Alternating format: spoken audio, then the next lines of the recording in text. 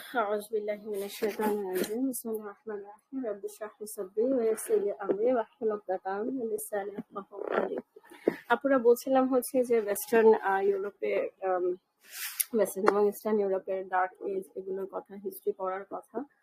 তো এখানে আমাদেরকে একটা জিনিস খুবই মানে একটা ব্যাপারে আমাদের খুবই অ্যাওয়্যার হতে হবে বা একটা কাজ আমাদের করা উচিত। সেটা হচ্ছে যে ধরেন আপনার আমার মতন হিস্ট্রিতে অনেক আগ্রহ আছে, হ্যাঁ, তো আমরা যেটা করি সেটা হচ্ছে যে আমরা মুসলিম হিস্ট্রি গুলো পড়ি।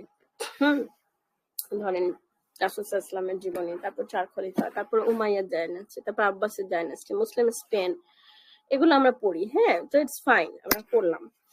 কিন্তু সেই সময়ে other part of the world এর কি হচ্ছিল সেই হিস্ট্রিটা আমরা কতটুকু জানি? আমরা দেখা যায় যে সেই হিস্ট্রিটা অলমোস্ট জানি না। তো মুসলিমদের যখন গোল্ডেন এজ, নন মুসলিমদের other part of the world তখন কিন্তু তাদের ডার্ক এজ। আচ্ছা, এখন ইন্টেলেকচুয়াল ডিসঅনেস্টি এই শব্দটা আমরা সামনে বারবার আসবে ইনশাল্লাহ। বুদ্ধিবৃত্তিক অসততা, ঠিক আছে, বুদ্ধিবৃত্তিক ভাবে ডিসঅনেস্ট হওয়া, সেটা হচ্ছে যে আমি আপনার সামনে এমন ভাবে যুক্তি তর্ক প্রদর্শন করলাম যেন আপনি খুব ইন্টেলেকচুয়ালি কনভিন্সড হয়ে গেলেন, কিন্তু আসলে আমি আপনাকে মিথ্যা কথা বলছি বা সত্য মিথ্যার আড়াল করে নানান ভাবে আমি আসলে আপনাকে ভুল দিকে ডাইভার্ট করতে চাচ্ছি। এখন আপনি যদি ওয়েস্টার্ন কোনো কান্ট্রিতে আপনি যদি হিস্ট্রি পড়েন, কোনো হিস্ট্রির ক্লাস করেন এভার, আপনি কখনো মুসলিম এই যে আমাদের যে একটা ভয়ঙ্কর স্বর্ণোজ্জ্বল অধ্যায় আছে সেই জিনিসটা আপনি পড়বেন না। So the other half of the history, dark ages, এই জিনিসগুলো আপনি পড়বেন as if Muslims never existed in the world. ঠিক আছে, তো এই অভিজ্ঞতাটা আমার পার্সোনালি হয়েছে। সো আমি তো জানেন আপনারা হয়তো বা ইউএসএ তে পিএইচডি করছে, সো আমাদের একটা কোর্স ছিল হিস্ট্রি অফ ইকোনমিক থট। সেখানে আমাদেরকে অ্যারিস্টটলের হিস্ট্রি ইকোনমিক থট পড়ানো হতো, প্লেটোর পড়ানো হতো, এইটা ওইটা অনেকের ইকোনমিক থট পড়াতে গিয়ে আমাদেরকে ওইভাবে হিস্ট্রি পড়ানো হতো। যেই সময় ডার্ক এজের কথা আসছে, যেই সময় রেনেসান্সের কথা আসতেছে, সেই সময় আমি তখন জিজ্ঞেস করছিলাম যে what about the other half of the world, what is happening in eastern Europe at this time. আর আমি তো জানি যে এই প্যারালাল সময়ে মুসলিমরা, এই সময় হারুন রশিদের আব্বাসিদ ক্যালিফেট থ্রাইভিং, জ্ঞান বিজ্ঞানে একদম মুসলিমরা at the top of the world. আমি তো আলহামদুলিল্লাহ হিস্ট্রি আগে থেকে পড়ছি, so they are not being able to misguide me, আলহামদুলিল্লাহ। তো তখন আমার প্রফেসর সে বুঝতে পারছে যে it was not a naive question, সে বলে eastern Europe was doing fine, that's it, আর কোনো কথা বাড়ালো না।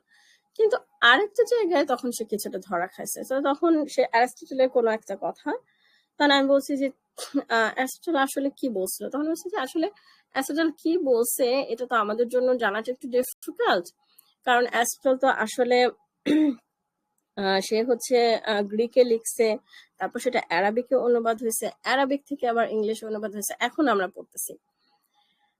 যে ও আচ্ছা, তার মানে তখন সে আসলে গ্রহণ করে নিল যে আজকে এই যে গ্রিক যে মতবাদ, হ্যাঁ, এই যে অ্যারিস্টটল, প্লেটো, এগুলো নিয়ে এত কথা, এদের লেখনী, এদের এই জিনিসগুলো সার্ভাইভ করছে বিকজ মুসলিমরা খুবই ইনকুইজিটিভ ছিল, তারা খুবই জ্ঞান অর্জনের ব্যাপারে খুবই কৌতূহলী ছিল।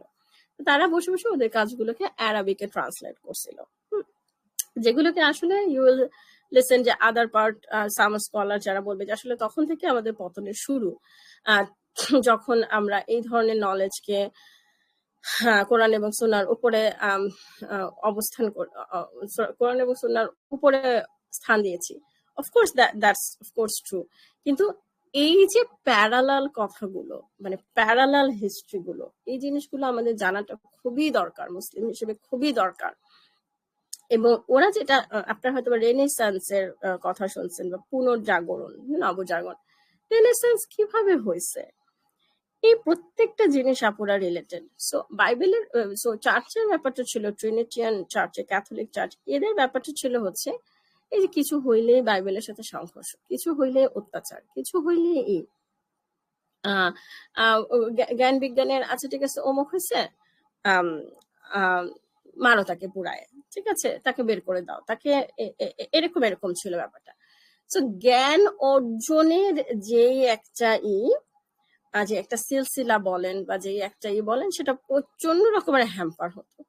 তো তখন ওরা কি করতো, তখন ওরা হচ্ছে যে পালায়ে ইস্টার্ন ইউরোপে চলে আসতো, পালায়ে চলে আসতো, যেখানে হচ্ছে থ্রাইভিং, হুম, এটা মুসলিম স্পেন হতে পারে, মানে মোট কথা ইউরোপে যেখানে মুসলিম শাসন আমল আছে, সেখানে এসে তারা দেখতো সুবহান আল্লাহ, জ্ঞান বিজ্ঞান সমস্ত কিছু, কোনো কিছুর সাথে কোনো কনফ্লিক্ট নাই, রিলিজনে কোনো কনফ্লিক্ট নাই।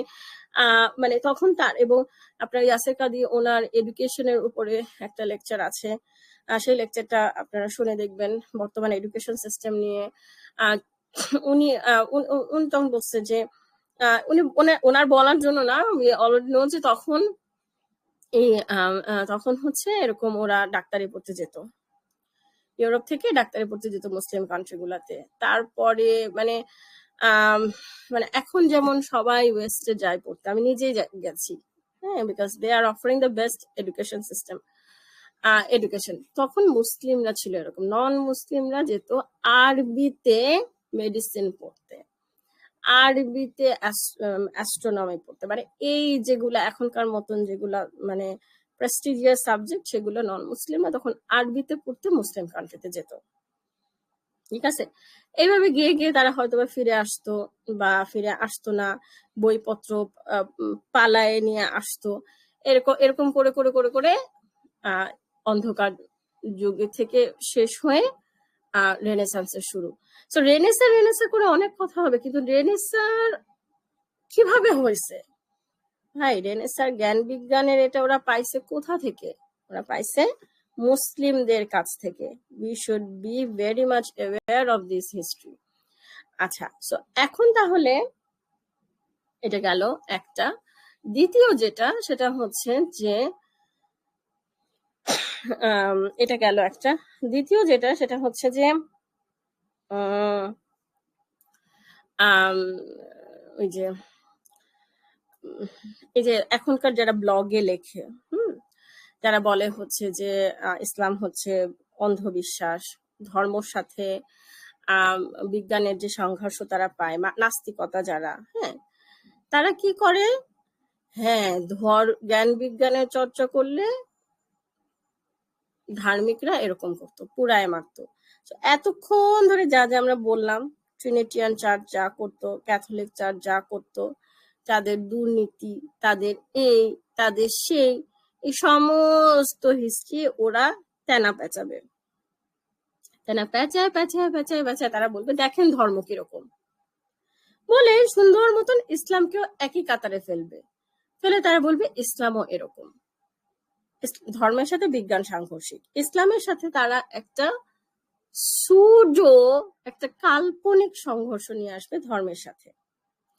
এই জন্য আমাদের হিস্ট্রি জানাটা এত কেন জরুরি? আমরা যদি হিস্ট্রি জানি, তাহলে আমরা দেখবো যে এগুলো সব খ্রিস্টান চার্চের কাজ, এগুলো সব ট্রিনিটিয়ান চার্চের কাজ। ইসলামিক হিস্ট্রিতে, মুসলিম হিস্ট্রিতে you will never ever find any incident এখানে জ্ঞান অর্জনের কোনো কিছুর জন্য কাউকে পুড়িয়ে মারা হয়েছে, কোনো কিছুর সাথে বলা হয়েছে যে এটা তোমার ধর্ম পালনের সাথে এটা সাংঘর্ষিক। এই জন্য আমি যে বলি যে আমি যে আবার রিভাইভ করতে চাই যে দুনিয়াবী শিক্ষাকে ইবাদতে পরিণত করা।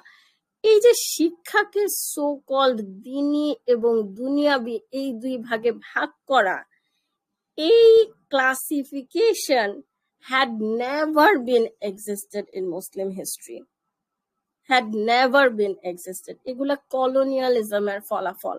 কলোনিয়ালিস্টরা যখন আমাদের এডুকেশন সিস্টেমকে করাপ্ট করে ফেলছে, তখন ওরা যখন গডলেস, ওদের গডলেস থিংস, ওদের এই সমস্ত কিছু ওরা যখন পড়ানো শুরু করছে, তখন দেখা যাচ্ছে আচ্ছা ম্যাথ পড়াইতে গেলে এটা পড়াচ্ছে, সায়েন্স পড়াইতে গেলে এটা পড়াচ্ছে, এটা পড়াইতে গেলে এটা পড়াচ্ছে, তখন অ্যাজ আ কাউন্টার মুভমেন্ট, না আমরা ওইগুলা পড়বো না, we have our own education system. Qaumi Madrasa system এইভাবে গড়ে উঠছে, দেওবন্দ এভাবে গড়ে উঠছে as a response to colonial education system.